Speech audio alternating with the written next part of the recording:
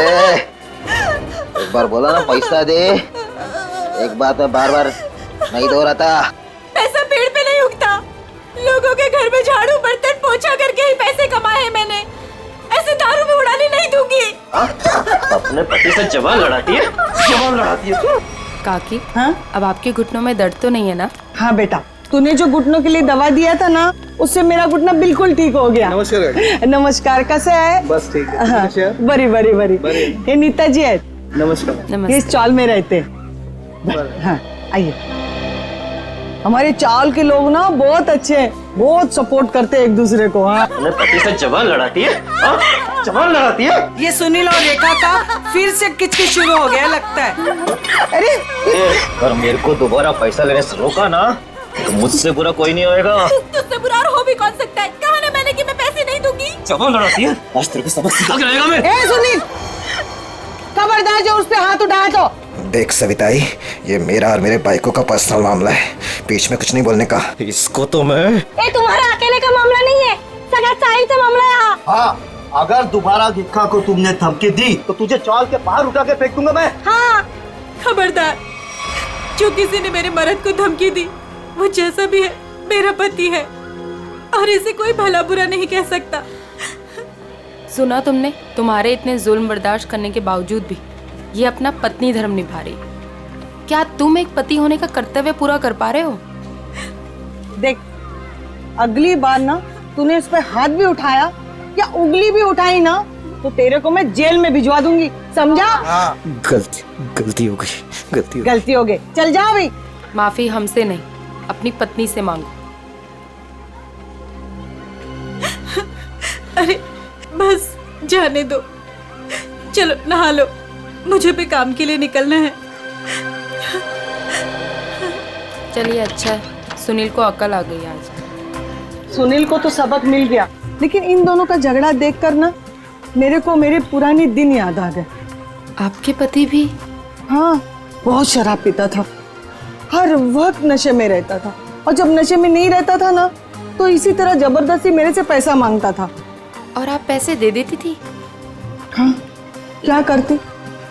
और जब मैंने पैसा देना बंद किया ना तो मेरे सारे गहने, कपड़े, घर का सारा सामान, यहाँ तक कि घर का पूरा अनाज भी बेचना शुरू कर दिया। और फिर एक दिन यही शराब उनको मुझसे दूर ले गई और लीवर फेल हो गया। आई एम सॉरी, मुझे ये सब नहीं पता था। अब आपके पति के बाद आपके घर में कौन कौन है? मेरे 2 बच्चे थे, अनुज और कशिश। भगवान भी इतना निर्दयी है ना, एक एक्सीडेंट में मेरे 2 बच्चों को मुझसे छीन लिया। मैं समझ सकती हूँ कि अपने को खोने का गम क्या होता है। हौसला रखिए, आने वाले दिन खुशियाँ ही खुशियाँ लेकर आएंगी। कल की इसी उम्मीद पे तो मैंने ये एनजीओ की स्थापना की थी और चाल के सारे परिवार वालों को मैंने अपना परिवार माना। काकी, आप बहुत ही नेक काम कर रही हैं। अच्छा अभी रहने दे, ज्यादा तारीफ मत कर मेरी। हाँ चल अंदर चल, मैं तेरे को ना गरम गरम चाय पिलाती हूँ। हाँ अरे नहीं काकी, मुझे ना लेट हो रहा है और आज ही मुझे कॉलेज भी जाना है अपने थीसिस का फॉर्म भरने। तो हम शाम को मिलते हैं चाय पे? पक्का ना? संभल के जाना। हाँ? आज तो बहुत लेट हो गई।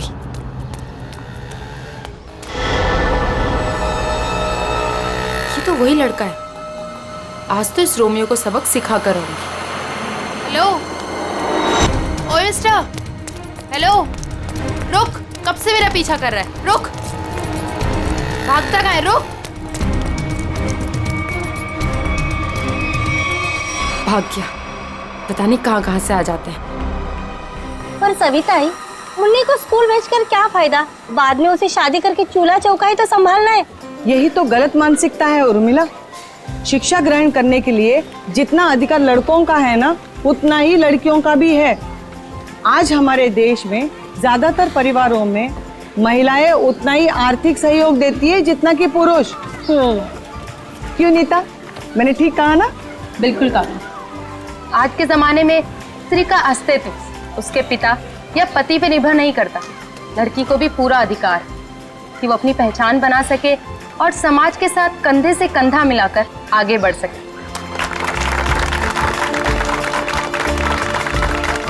क्या बात है, आप दोनों के विचारों से हम सब सहमत हैं। हाँ तो मुन्नी का स्कूल जाने का पक्का हो गया। हाँ, पक्का।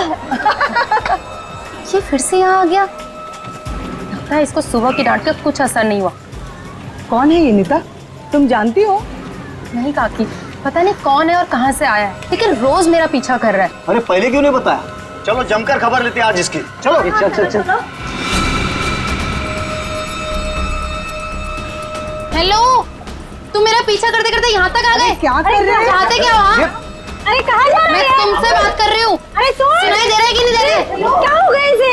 अरे सीढ़ी, अरे ये तो छत, अरे सुनो, छत के ऊपर जा रहा है। कहाँ जा रहे हो? एक किधर जा रहा है ये? रुको। अरे अरे अरे, एक क्या कर रहा है? अरे नीचे उतर।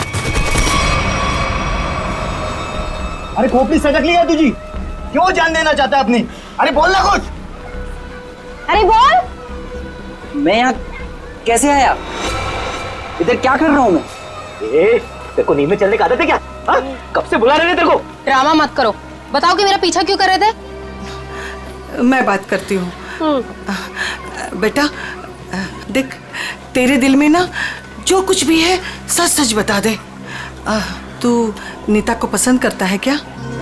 वो बात नहीं है, मैं तो नीता जी का बॉडीगार्ड हूँ। इनके पिताजी ने मुझे इस काम पर रखा था कि इनकी मैं रक्षा करूँ। उन्होंने ये भी कहा था कि इनको पता न चले। झूठ मत बोलो, मेरे पापा मुझसे बिना पूछे कुछ नहीं कर सकते। मैं सच कह रहा हूँ। ये मेरा आईडी कार्ड।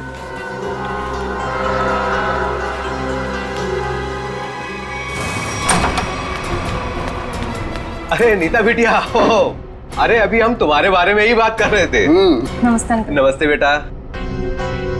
क्या बात है बेटा, अंकल से नमस्ते और पापा से हेलो हाय कुछ भी नहीं? मैं आपसे बहुत नाराज हूँ। ऐसा मैंने क्या कर दिया? आप जानते हैं ना कि मैं मंगलावाड़ी चौल में अपनी रिसर्च कर रही हूँ। मुझे उन लोगों के रहन सहन, उनका गुजर बसर वो सब जानना है, इसलिए तो मुझे उनके बीच में रहना पड़ रहा है। हाँ बेटा, तो मैंने आपको अनुमति दे तो दी थी ना चौल में रहने की। अनुमति दी वो ठीक है, लेकिन वो बॉडीगार्ड वो मेरे पीछे क्यों आ जाता है बार बार? देखो बेटा, मैंने बॉडीगार्ड इसलिए रखा था कि मैं चैन की नींद सो सकूं और मुझे यकीन रहे कि मेरी बिटिया वहां पर सुरक्षित है। पापा, मैं कोई बच्ची थोड़ी हूँ, अपनी देखभाल कर सकती हूँ। शेखर अंकल, समझाइए ना पापा को। पापा के लिए तो तुम हमेशा बच्ची ही रहोगी। 50 साल की हो जाओगी ना तब भी। आप भी ठीक है, आप भी ना पापा की तरफदारी कर लो। अरे नहीं बेटा, हम तो आपकी ही तरफ हैं। देखो रतन, ये अच्छी बात नहीं है भाई। नीता बिटिया को उसकी पर्सनल स्पेस मिलनी चाहिए। लेकिन शेखर, तुम्हें तो पता है ना शहर में जुर्म कितने बढ़ गए। अब मैंने एक बॉडीगार्ड रख लिया तो कौन सा पहाड़ टूट गया यार। मुझे ना आपसे कोई बहस नहीं करनी। कल मेरा जन्मदिन है और ये मेरा जन्मदिन का गिफ्ट कि नो बॉडीगार्ड। अरे हाँ, कल तो नीता बिटिया का जन्मदिन है। अरे यार, मैं तो बिल्कुल भूल ही गया था। लेकिन मैं कैसे भूल सकता हूँ मेरी प्यारी प्यारी बिटिया का जन्मदिन। मैंने जन्मदिन की खुशी में एक बहुत बड़ी पार्टी रखी है। पार्टी? ठीक लगा ना बेटा? Happy birthday Neeta. Thank you so much, please enjoy. अच्छा नीता बेटा, जन्मदिन की ढेर सारी शुभकामनाएं। भगवान करे तुम्हें मेरी भी उम्र लग जाए। थैंक यू सो मच काकी। पापा, ये सविता काकी है, मैंने बताया था ना आपको इनके बारे में। हाँ, नमस्ते नमस्ते। हमारी बिटिया आपकी बहुत तारीफ करती। आपकी बेटी भी बहुत बहुत अच्छी है। Thank you very much. ये है मेरे बिजनेस पार्टनर शेखर। नमस्ते। नमस्ते, आपसे भी मिलकर बहुत खुशी हुई। मुझे भी बहुत खुशी हुई आपसे मिलकर। Ankit, many happy returns of happy birthday. Thank you so much. अरे sir, looking handsome sir. Thank you. अच्छा सर, कल हमारे नए प्रोजेक्ट की मीटिंग फिक्स हुई है सुबह 10 बजे। 10 बजे? Okay done. हेलो जी, ये मेरी बर्थडे पार्टी है, आपका ऑफिस नहीं, तो ये जो अपना काम है ना ऑफिस तक ही रखिए। सॉरी बेटा, सॉरी। आई एम सॉरी, आज काम की कोई बात नहीं हो गई, ठीक है। चलो अब केक काटे। पापा बस एक मिनट, छोटा सा सरप्राइज है। रामू, श्याम, जल्दी से सारे मेहमानों के चश्मे ले आओ। चश्मे? चश्मे? ये देखिए रंग बिरंगे चश्मे। सो आज का थीम है गॉगल्स, तो ये सबको पहनने हैं। Okay guys? Very innovative idea. तो मेरी ड्रेस से मैच कर रहा है ना? हाँ। मैं अभी नहीं लगाऊंगी, मैं केक काटने के बाद लगाऊंगी। चलो चलो केक काटते हैं। हाँ।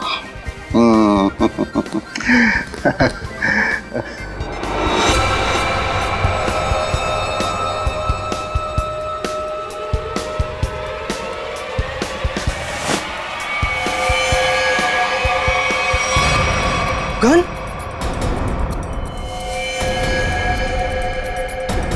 रतन ये क्या कर रहा है यार? गोली लग गई। ये असली की नकली यार? Good bye Shekhar. Ratan, good bye रतन।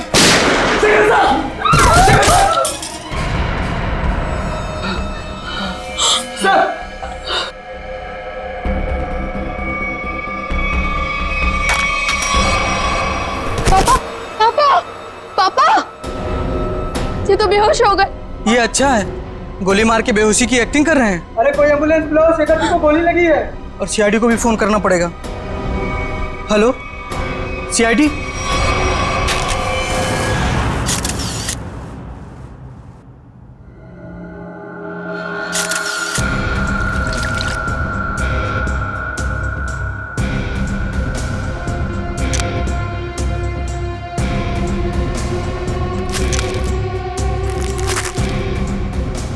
गोली सीधे सीने पे मारी गई है।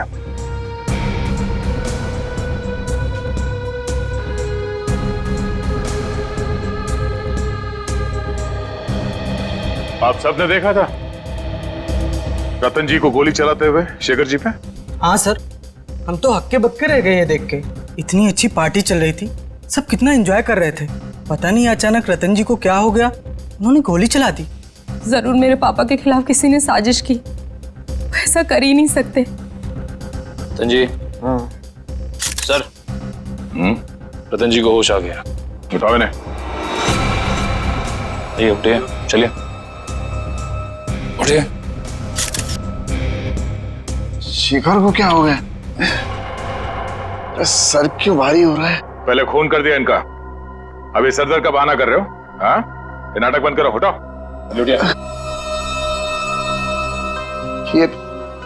ये आप क्या कह रहे हैं? मैंने किसी का खून नहीं किया। नीता बेटा क्या कह रहे हैं ये लोग? मेरी समझ में नहीं आ रहा है बेटा। पापा मुझे खुद समझ में नहीं आ रहा है कि ये सब हो क्या रहा है। समझ में आएगा, सबको बहुत जल्दी सबको समझ में आ जाएगा। निखिल, मयूर, घर की अच्छी तरह से तलाशी लो। यहाँ पे पार्टी में जितनी भी चीजें मौजूद है सबको उठा लो। जयंती सर, इस गन को फोरेंसिक लैब में भिजवा दो। रतन जी चलिए ब्यूरो चलते हैं। पापा ठीक तो है ना? पापा सब बैलिस्टिक्स रिपोर्ट आ गई।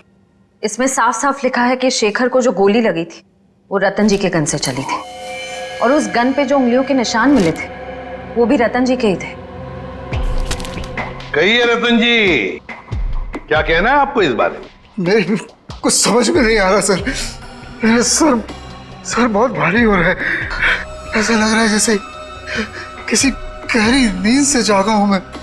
कोई डरावना सपना देखा है मैंने। हाँ, मगर क्या करे, शेखर जी की मौत तो कोई सपना नहीं है। सारे सबूत यही कह रहे हैं कि शेखर का खून तुमने किया है। मैंने कोई गोली नहीं चलाई सर। आप मुझ पर यकीन क्यों नहीं कर रहे सर? तो फिर वो गोली क्या अपने आप शेखर जी के शरीर में गई? कुछ याद नहीं आ रहा है मुझे। रतन जी, मैंने कहा था ना आपसे कि मेरे पापा दिल के मरीज हैं, उन्हें टेंशन मत दीजिए। सर मैं एम्बुलेंस को फोन करता हूँ। नहीं, अपनी गाड़ी में लेकर चलो, हॉस्पिटल में एडमिट करो जल्दी। चलिए। मैं भी चलती हूँ साथ में। नहीं, आप नहीं जाएंगी। उन्हें पहले एडमिट होने दो, बाद में मैं भी चलूंगा तुम्हारे साथ। प्लीज सर, मेरे पापा को छोड़ दीजिए। अगर तुम्हारे पापा ने कुछ भी नहीं किया है तो उन्हें कुछ नहीं होगा। अच्छा एक बात बताओ, रतन जी का कोई झगड़ा वगड़ा था पहले से शेखर जी के साथ, या फिर कल पार्टी में कोई झगड़ा वगड़ा हुआ था? नहीं सर, वो तो पार्टी में बहुत एंजॉय कर रहे थे। अच्छा, क्या तुम्हारे पापा के बर्ताव में कुछ तुम्हें थोड़ा अजीब सा लगा? कभी आदमी कोई टेंशन में होता है या वैसे कुछ? हाँ सर, कोई झगड़ा तो नहीं हुआ था, लेकिन उनका मूड थोड़ा सा चिड़चिड़ा था और वो शेखर अंकल को कुछ कह भी रहे थे। तुमने काम सही से नहीं किया, वो वापस आ गया। वो वापस आ गया? ये कौन? सर नाम तो नहीं लिया था। अच्छा, ये बातचीत कब हुई थी दोनों के बीच? कल हुई थी, एनजीओ से लौटने के बाद। एनजीओ? कौन सा एनजीओ है ये? मेरी बड़ी बहन सानिया की मौत के बाद पापा ने एक एनजीओ खोला था, जहाँ पे हम गरीब लोगों को रोटी, कपड़ा और रहने के लिए छत देते हैं। कहाँ है ये एनजीओ? नमस्कार साहेब, मी कपिल, यहाँ एनजीओ मॅनेजर आहे। आप ये बताएंगे कि इस एनजीओ में आप कब से काम कर रहे हैं? पहले दिन से, जब रतन जी ने सानिया मैडम की याद में इस एनजीओ की स्थापना की थी। फिर तो आप काफी करीब से जानते होंगे शेखर जी और रतन जी को। हाँ जी, एनजीओ में काम करने वाले सभी लोगों को अपना परिवार का सदस्य मानते थे। हमेशा आकर हमसे हमारे सुख दुख के बारे में पूछते थे और अपने सुख दुख बांटते भी थे। ये तो बहुत अच्छी बात है। फिर तो आप ये भी जानते होंगे कि शेखर जी और रतन जी के बीच में किस बात को लेकर टेंशन चल रही थी? नहीं साहब, ऐसा कहीं ना थे। वो दोनों बिजनेस पार्टनर कम और भाई समान ज्यादा थे। भाई समान थे? तो फिर रतन जी ने शेखर जी का खून क्यों कर दिया? जरा दिमाग पे जोर डालिए और सोच के बताइए कि शेखर जी और रतन जी के बीच में कुछ झगड़ा हुआ था या कुछ बहस हुई थी? ऐसा कई झाले नव्हते। लेकिन रतन जी की बेटी बता रही थी कि रतन जी और शेखर जी आपस में कुछ बातें कर रहे थे कि कोई आया है। कौन वापस आया है, कुछ पता है आपको? हाँ, वो ये दोनों यहाँ बात कर रहे थे इसके बारे में, जब मैंने उस अजीब घटना के बारे में बताया उन्हें। अजीब घटना? कैसी अजीब घटना? कुछ दिन पहले एक आदमी ने मुझे फोन किया था, कहा शेखर जी और रतन जी ने उसे काम पे रखा है और उसने अपना अपॉइंटमेंट लेटर मेल किया कंपनी के लेटरहेड पे, प्लीज चेक कर लीजिए। दूसरे दिन से वो काम पे आने लगा और सब फाइलें वगैरह चेक करने लगा। कौन सी फाइलें चेक कर रहा था? सारी फाइलें, टैक्स की फाइलें, अकाउंट्स की फाइलें, और हाँ, रतन जी और शेखर जी के जिंदगी के बारे में काफी सवाल पूछे। फिर क्या, बस लंच ब्रेक में खाना खाने के बहाने बाहर चला गया और वापस ही नहीं आया। जब भी मैंने इस घटना के बारे में दोनों बॉसेस को बोला तो उन्होंने कहा कि हमने किसी को काम पे रखा ही नहीं है। इतनी मेहनत करके आया था पूछताछ करने के लिए, जरूर इस जुर्म में उसका हाथ है। शेखर जी ने रतन जी को कहा कि वो वापस आ गया है, तुमने अपना काम बरोबर किया नहीं है। इस आदमी का चेहरा तो देखा था ना आपने, हमारे लिए स्केच बनवाई। साहिब, दरअसल बात यह है कि उस दिन मैं अपना चश्मा घर में भुलाया था और चश्मे के बगैर मुझे तो कुछ दिखता ही नहीं है। सामने कुर्सी पड़ी की गाड़ी पड़ी, मेरे को वो भी नहीं दिखता। सर, एक बात तो तय है, ये जरूर इन दोनों के अतीत से जुड़ा हुआ ही कोई आदमी है। एग्जैक्टली, इसीलिए तो बड़ी आसानी से इस अनजान आदमी को उन्होंने पहचान लिया। इस नए मोहरे से जल्द मिलना होगा। सर, हाँ, पता चला एनजीओ से किसका फोन था जिसकी वजह से इन दोनों के बीच में अनबन हो गई? सर, एनजीओ वालों को उसका नाम तो नहीं मालूम, लेकिन उनका कहना था कि कोई आदमी आया था, अनजान आदमी, जो काफी सवाल जवाब कर रहा था वहां पे। यह आदमी जरूर रतन ने जो अपने बेटी सानिया के नाम पे एनजीओ चलाया उसी से संबंधित है। रतन और शेखर दोनों इस आदमी के बारे में जानते थे और इसीलिए इन दोनों के बीच में बहस हो गई। सर, कहीं ये जो भी चीजें हो रही हैं, इन सबका संबंध सानिया की मौत से तो नहीं? नीता, बेटा एक बात बताओ, तुम्हारी बहन की मौत कैसे हुई? दीदी ने आत्महत्या की थी। क्यों? मालूम नहीं। मालूम नहीं मतलब? मैं उस वक्त हॉस्टल में थी, घर पे क्या हो रहा है क्या नहीं, सबसे अनजान। अच्छा, जब आपकी बहन ने आत्महत्या की तो उस वक्त क्या आप हॉस्टल में थी? उस वक्त तो मैं घर पे थी, छुट्टियां मनाने के लिए आई थी।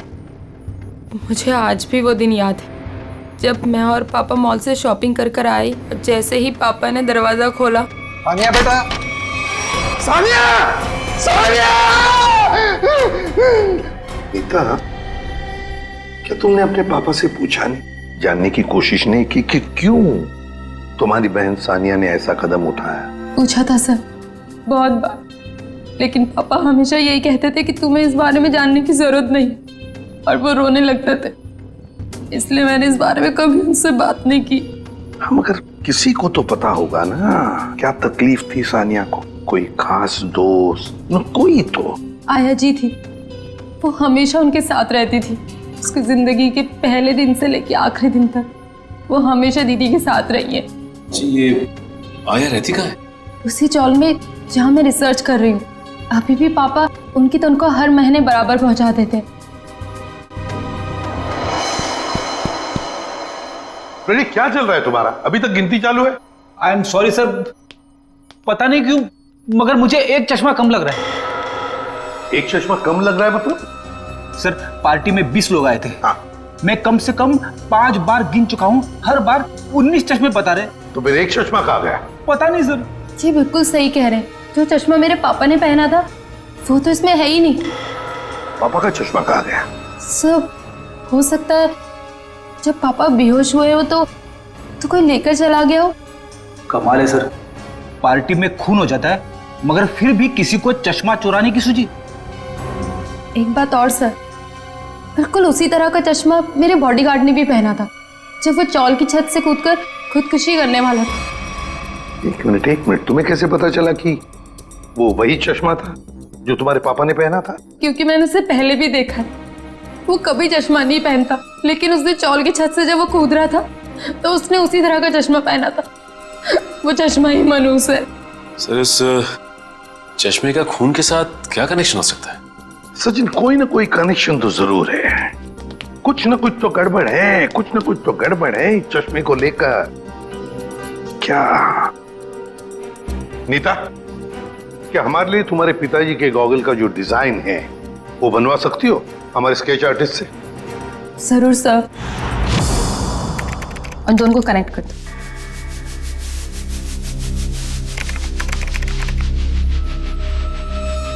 सर ठीक है, थैंक यू।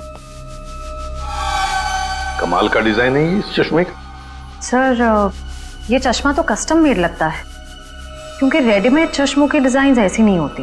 हाँ श्रेया, ये ऑर्डर देख के डिजाइन देखकर बनाया गया चश्मा है ये। पता लगाना पड़ेगा शहर में ऐसी कौन सी दुकानें हैं, कितनी दुकानें हैं जो इस तरह के चश्मे बनाती हैं। फिर सानिया की आया के बारे में भी पता लगाना पड़ेगा। हेमलता जी। कौन है? आप सानिया की आया थी ना? हाँ, पर आप लोग? देखिए हम सीआईडी से। सीआईडी?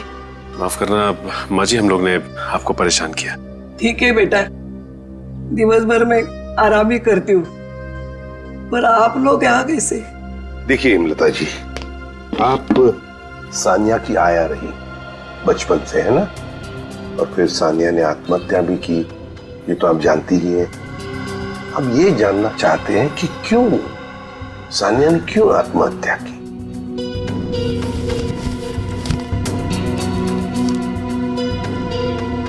बहुत दिनों बाद इन बूढ़ी आंखों को आप लोगों ने नम कर दिया। हम आपका दुख समझते हैं। मैं हूँ जिम्मेदार, मैं हूँ। या तो रतन जी को मैंने मनाना चाहिए था उस रिश्ते के लिए, वरना सानिया को मजबूर करना चाहिए था वो लड़के को भूलने के लिए। लड़का? कौन लड़का? जिससे वो प्यार करती थी। प्यार करती थी? अच्छा, तो फिर हुआ क्या? वही अमीर गरीब लड़का गरीब था ना। एक दिन अचानक वो लड़का कहीं दूर चला गया। महीनों इंतजार करती रही सानिया, न खाती थी न पीती थी। वो अपने बंद कमरे में रोती रहती थी। वो लड़का कौन है, कहाँ रहता है, क्या उसका कोई टेलीफोन नंबर वगैरह है आपके पास? नहीं, सानिया ने कभी उसका नाम या पता नहीं बताया अभी। चल ठीक है, कोई बात नहीं। सॉरी, हमने आपको बहुत तकलीफ दी। आराम कीजिए। Thank you. सर, सोच रही हूँ दया सर के लिए एक चश्मा ले लूं। दया का बर्थडे आने वाला है क्या? नहीं सर, वो हमेशा ना मुझसे उखड़े उखड़े रहते हैं, इसीलिए। अच्छा, गिफ्ट देके उनको खुश करना चाहती हो? नहीं सर, उन पे बहुत अच्छा लगेगा, इसलिए। बाद में देखते हैं। एक्सक्यूज मी, जी कहिए, किसके लिए चश्मा दिखाऊं? एक मुजरिम के लिए। मुजरिम के लिए चश्मा? मैं कुछ समझा नहीं। जरा ये डिजाइन देखो चश्मे की। ये आपने ही बनाया था ना? जी हाँ, आपको पसंद है? आप लोगों के लिए भी बनवा दूं? नहीं नहीं, आप हमें माफी कीजिए। आपका बनाया हुआ ये चश्मा पहनकर लोग उल्टी सीधी हरकतें करने लगते हैं। कोई छत पे पहुंच जाता है छलांग लगाने, तो कोई किसी को गोली मार रहा है। क्या मजाक कर रही हैं आप? ये सब मेरे चश्मे की वजह से हो रहा है? हम मजाक के मूड में नहीं है। सीआईडी? अब जरा ध्यान से बताओ, किसके लिए बनाया था ये? एक मिनट सर। सर, ये कोई अभिषेक नाम का आदमी था। क्या बात है सर, नाम भी है, एड्रेस भी और फोन नंबर भी है। कॉल करो जी।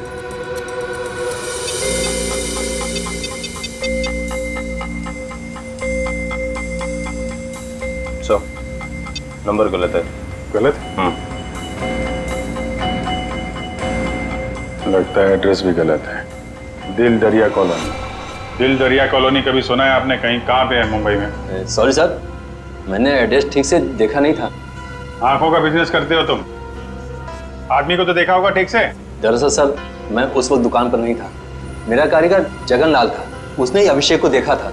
बुलाइए जरा ये जगनलाल जी को। जगनलाल जी साहब, ये लोग सीआईडी से हैं। जरा इन्हें बताओ, ये खास डिजाइन वाला चश्मा किसने बनवाया था? साहब, वो बड़ा ही अजीब आदमी था। बड़ी सी टोपी पहन रखी थी, आंखों पर काला चश्मा लगाया था, और ना जाने कितने दिनों से उसने दाढ़ी नहीं की थी। काफी लंबी दाढ़ी थी उसकी। ओह, नाम और एड्रेस की तरह हुलिया भी नकली। कुछ और याद आता है इस आदमी के बारे में? हाँ सर, अक्सर जो लोग चश्मा बनाते हैं ना, वो सामान हमारे दुकान से ही लेते हैं, लेकिन वो खुद अपना सामान लेके आया था। फ्रेम, कांच और एक अजीब सी छोटी सी चीज उसने लगाई थी चश्मे में। छोटी सी चीज? अच्छा, उस चीज के बारे में कुछ बता सकते हैं आप? अपने मोबाइल का सिम कार्ड होता है ना, उससे भी छोटी चीज थी। और साहब, चश्मा बनने के बाद उसने मुझे पहनने भी नहीं दिया।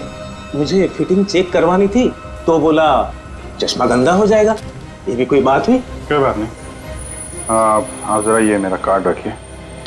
अगर वो आदमी दोबारा आए या दिखाई पड़े तो मुझे फोन करना, और उसको नहीं बताएंगे। इतना तो समझते हैं ना आप? समझ गए सर। सर, हाँ, ये रोहन और मीशा है। ये सानिया के बड़े अच्छे दोस्त थे। घबराओ मत।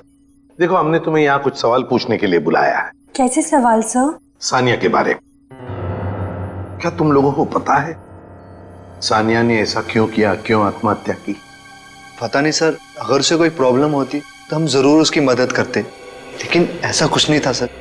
एक बात बताओ, क्या सानिया का कोई बॉयफ्रेंड वगैरह था? कोई लड़का था उसकी जिंदगी में? हाँ सर, एक लड़का तो था, मगर उसने कभी हमें उससे मिलवाया नहीं। क्यों? पता नहीं सर, वो बोली सब कुछ ठीक हो जाने के बाद सबको बताएगी। बहुत सीरियस थी उसको लेकर, शादी करना चाहती थी उससे। अच्छा, क्या नाम क्या था उस लड़के का? नहीं सर, उसके बारे में कुछ भी नहीं बताया था। पर हाँ सर, वो कॉलेज खत्म होने के बाद मंगलावाड़ी चौल जाती थी। एक दो बार तो मैंने खुद उसे वहाँ पे छोड़ा था। वहाँ पे एक लड़का बाइक पे हेलमेट पहने उसका इंतजार किया करता था। मंगलावाड़ी? चलो, थैंक यू वेरी मच, तुम दोनों जा सकते हो। मंगलावाड़ी चाल? सर, नीता तो वहीं पे रिसर्च करती थी। और उसकी बहन सानिया, नीता की बहन सानिया जिस लड़के से मिलने जाती थी वो मंगलावाड़ी चाल में ही रहता है। मंगलावाड़ी चाल में। कुछ समझ गए? समझ गया सर। मतलब ये नीता उस लड़के को जानती है, मगर जानबूझ के हमसे छुपा रही है। हाँ, मंगलावाड़ी चाल। इस लड़की को देखिए, क्या आप में से कोई भी इसे जानता है, कभी देखा है? हाँ, ये अक्सर हमारे चौल में आया करती थी उस लड़के से मिलने। कौन सा लड़का? मनोज नाम था उसका, इसी चाल में रहता था वो। रहता था मतलब अब नहीं रहता? वो दरअसल कुछ साल पहले उसे सजा हो गई थी। अब तक तो सजा पूरी भी हो गई होगी, पर वो वापस लौटा नहीं। क्या क्या किया था उसने? सर, पक्के से तो पता नहीं, पुलिस कह रही थी चोरी चकारी का इल्जाम है उस पर। मनोज, चल, thank you very much. Sir, जिस मनोज की आप बात कर रहे हैं उसका तो सर कोई भी पुलिस रिकॉर्ड नहीं है। सुमी जी, ये कैसे हो सकता है, जबकि मंगलावाड़ी चाल में रहने वाले लोगों ने हमें बताया कि 5 साल पहले मनोज को उसी चाल में से गिरफ्तार किया था। सर, सारी फाइलें आपके सामने रखी हुई हैं। 5 साल के सारे रिकॉर्ड आप देख चुके हैं, मगर कहीं भी इस नाम का कोई शख्स नहीं है। हो सकता है मनोज की फाइल गुम हो गई। ऐसा कैसे हो सकता है सर? क्यों नहीं हो सकता?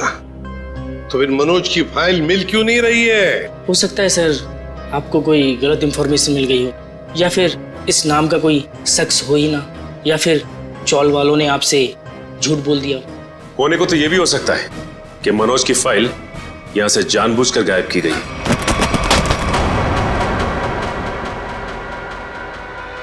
रवि जी, क्या हुआ? तबीयत बिगड़ गई क्या? ये अचानक पसीना क्यों आने लगा?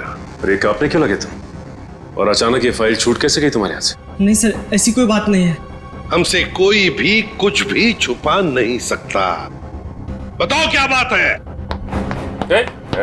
भागता किधर? लगता है सर ये बिना दवा खाए इसकी बीमारी ठीक होगी नहीं।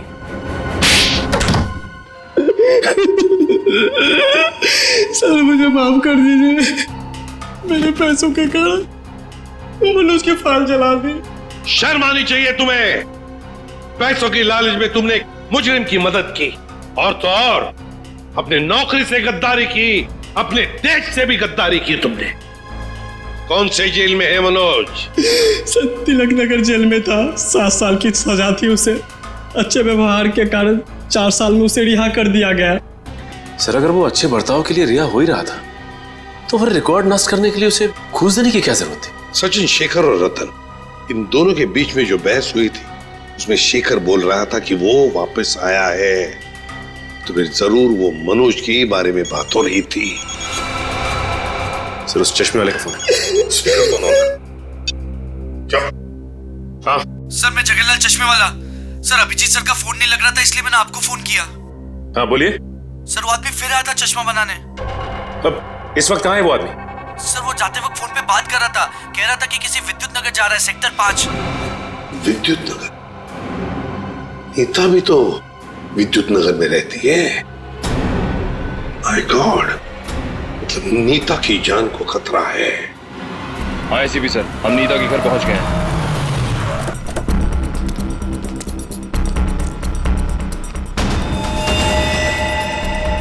ओह नो, ये नीता छत पे क्या कर रही है? इसे रोकना होगा। नीता!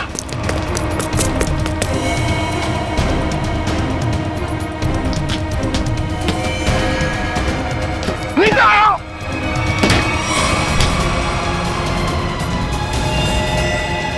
तो हटो।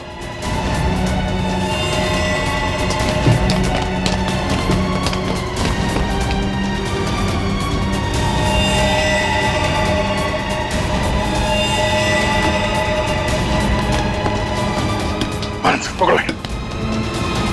आजा, आजा। मयूर, चश्मा। ये क्या कर रही थी तुम?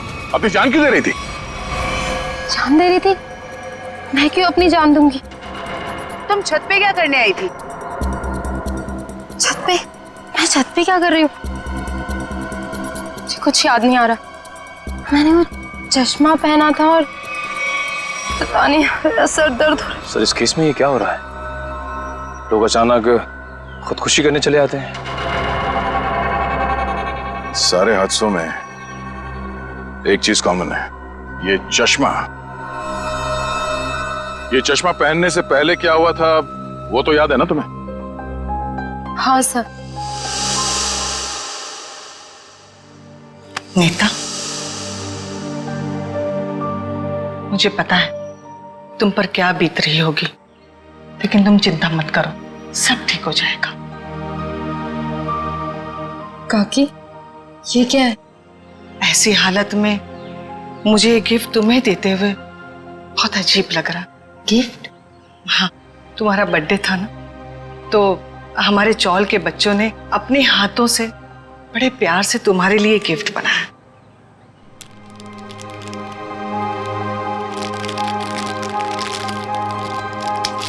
चश्मा?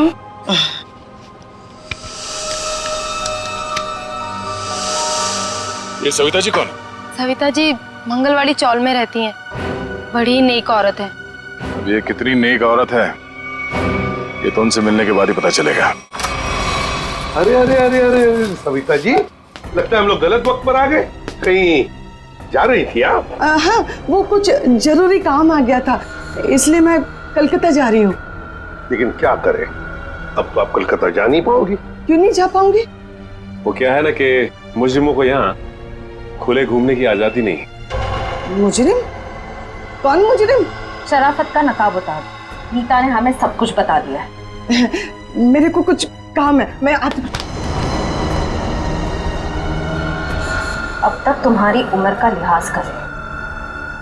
मुझे सख्ती बरतने पे मजबूर मत करो प्लीज। बताइए।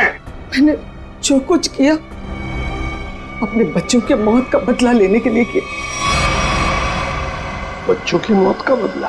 हाँ, नीता के पिता रतन ने मेरे दोनों बच्चों को मार डाला अपने बिजनेस पार्टनर शेखर की मदद लेके। जान ली? लेकिन क्यों? क्योंकि उसको गलतफहमी हो गई थी कि मेरा बेटा तनुज वही लड़का है जिसे उसकी बेटी सानिया प्यार करती थी। क्यों हुई ऐसी गलतफहमी? क्योंकि एक दिन तनुज सानिया को घर छोड़ने गया था तो रतन ने देख लिया और वो गलत समझ बैठा। फिर शेखर ने गुंडे भेजे इधर मेरे घर पे। मेरे दोनों बच्चे तनुज और कशिश को मार डाला। मैं उस टाइम पे घर पे नहीं थी इसलिए जिंदा बच गए। मगर नीता ने क्या बिगाड़ा था तुम्हारा? उसे क्यों सजा दी तुमने? क्योंकि रतन ने मुझसे मेरे बच्चे छीने साहब। उसको वही दर्द देना चाहती थी। मनोज कहाँ पर है? मनोज? कौन मनोज? वही मनोज जिसने तुम्हें बदला लेने में मदद की थी। साहब मेरे को नहीं मालूम। बताना तो पड़ेगा ही। ये जादू वाला चश्मा कहां से बनवाया? मनोज कहां पर है? आइए आइए जनाब, आप ही का तो इंतजार था। आइए। बड़े खुश नजर आ रहे हो, क्या बात क्या है? बात ही ऐसी बॉस, आज मैं आपको एक कमाल का जादू दिखाता हूँ। देख साउंड के मेरे पास मजाक करने के लिए वक्त नहीं है, जल्दी बता। अरे यार 2 मिनट, हमेशा काम करते रहते हो, जरा जादू देखो प्लीज प्लीज। तारिका लेके आओ। देखो देखो देखो देखो क्या होता है, देखो। ये लीजिए। Very good. सचिन यार तुम ये जरा चश्मा पहन लो। चश्मा? लेकिन मैं ही क्यों सर? अरे पहनो पहनो, मैं हेल्प करता हूँ तुम्हारी। अब सचिन जरा ध्यान से देखो और बताओ कि ये चश्मा वहां से ला करके किसने दिया? अरे सर कैसी बात करते हैं? तारिका ने। नहीं सचिन, कौन से देखो, ये चश्मा वहां से उठा करके तारिका नहीं श्रेया लेकर के आई। मैं? अरे सर कैसी बात कर रहे हैं आप? आपके सामने जो खड़ी है वो तारिका है और जो यहाँ खड़ी है वो श्रेया है। सचिन जरा गौर से देखो और फिर बताओ। तुम्हारे सामने जो खड़ी है वो तारिका नहीं है, वो श्रेया है। सचिन। हाँ सर, मेरे सामने जो खड़ी है वो श्रेया है।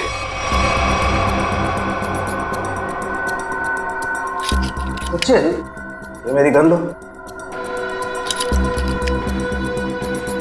और तुम्हें इस गन के साथ क्या करना है सचिन तुम जानते हो ना? हाँ सर, मुझे अच्छी तरह से मालूम है कि इस गन के साथ क्या करना है। सड़ोके कुछ नहीं होगा। सड़ोके ऐसी मजाक मत कर, प्लीज बिलीव मी। हाँ सचिन, तो पता है ना तुम्हें क्या करना है इस गन से? हाँ सर पता है।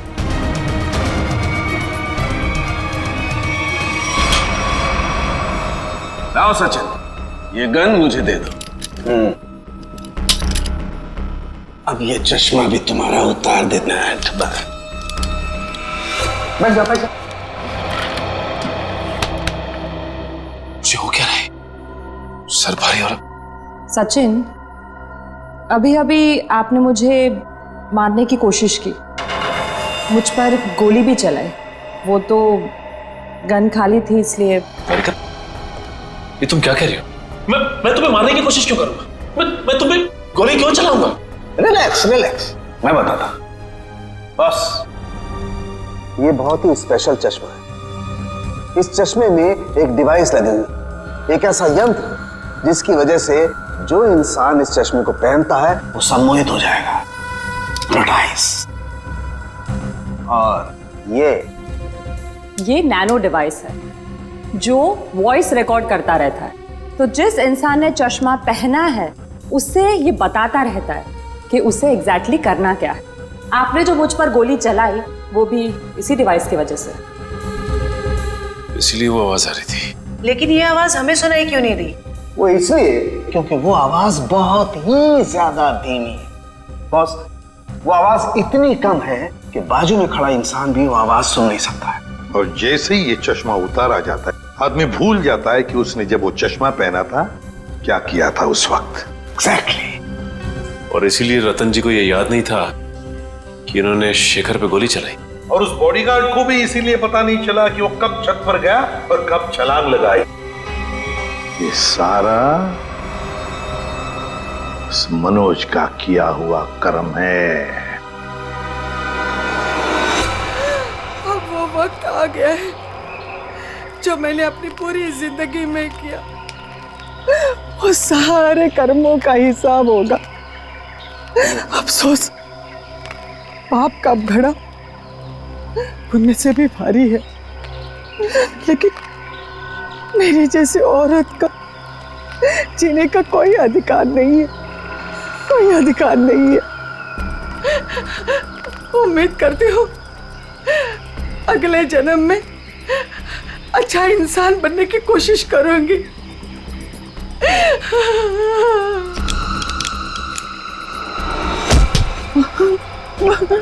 तू क्या कर रही है? उतार चश्मा, उतार। मेरा बच्चा आ गया। तूने जहर पिया? आई, ये क्या किया तूने? मेरे को नहीं पता मैंने ऐसा क्यों किया। बेटा, मेरे को माफ कर दे, हमारे साथ इतना ही था। नहीं आई, आई नहीं, आई। जिस किसी ने भी तेरे साथ ऐसा किया है माँ, तेरी कसम उसे छोड़ूंगा नहीं मैं। अब पता चला किसी अपनों पर वो मौत का चश्मा लगाने के बाद कैसे लगता है। चलो अब तुम्हारे आंखों पे कानून का चश्मा चढ़ाते हैं। कहाँ भाग रहे हो? रुक, सचिन उधर से पीछे जाओ उसके।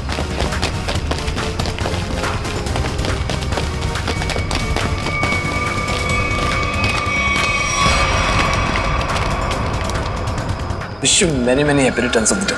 Happy birthday. so much. अब जेल की चक्की पीसने की तैयारी करो। सविता जी भले मेरी असली माँ ना थी, पर वो मेरे लिए मेरी माँ से भी बढ़कर थी। उनके बच्चों के मरने के बाद उन्होंने मुझे ही अपना बेटा माना था। मतलब तनुज और कशिश के बाद? हाँ, उन दोनों बच्चों की मौत कोई हादसा वादसा नहीं थी, बल्कि उनका खून हुआ था, जिसे किया था नीता के पिता रतन कुमार ने। और मुझे झूठे रॉबरी के केस में फंसाया भी उन्होंने ही था। इसलिए मैंने प्लान बनाया, बदला लेने का प्लान। और रतन की कंपनी में ही नौकरी कर ली, लेकिन रतन ने तुम्हें पहचाना नहीं? रतन और शेखर ने मुझे नहीं पहचाना, क्योंकि उन्होंने मुझे कभी देखा ही नहीं था। और इसी बात का मैंने फायदा उठाया, और जेल से छूटने के बाद ना ही मैंने सविता माँ के बच्चों का बदला लिया, बल्कि अपनी सान्या, जिसे मैं इतना प्यार करता था, उसकी भी मौत का मैंने बदला लिया। हमारे पास चले आते, हम तुम्हें न्याय दिलाते। कानून पर से तो विश्वास ही उठ गया था मेरा, इसलिए मैंने खुद ही न्याय करने की सोची। नीता से दोस्ती की, फिर उसे मार दिया। सान्या से प्यार करते थे तुम, इसे प्यार कहते हो? उसकी बहन की जान लेने चले थे तुम। वो तो अच्छा हुआ हम लोग वक्त पे पहुंच गए, और उसे बचा लिया। क्या नीता जिंदा है? हाँ जिंदा है। बहुत कोशिश की ना तुमने उसे मारवाने की। उसके बॉडीगार्ड को भी वो चश्मा पहना दिया ताकि वो आत्महत्या कर ले, मगर नहीं, तुम्हारा प्लान वैसे ही फेल हो गया। हाँ, मगर रतन का प्लान फेल नहीं हुआ। मैंने वेटर के जरिए उसे खूनी चश्मा पहनाया और उसी के जरिए उसी के दोस्त को मरवा दिया। और फिर हमारे आने से पहले वो चश्मा तुमने गायब कर दिया। तो फिर वो चश्मा सविता के जरिए तुमने नीता तक पहुंचा दिया।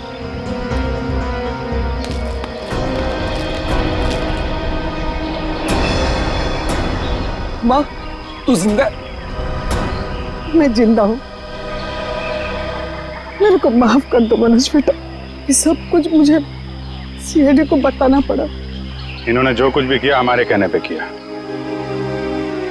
अपना बदला पूरा करने के लिए तुमने बहुत नाटक किया और तुम्हारी असलियत सामने लाने के लिए हमने भी ये छोटा सा नाटक किया। क्या मिला तुम्हें? इस बदले की आग ने तुम्हें कहां से कहां पहुंचा दिया। अब जेल की सलाखों के पीछे सड़ते बैठना। कानून तुम्हें कड़ी से कड़ी सजा देगा, शायद फांसी ही होगी।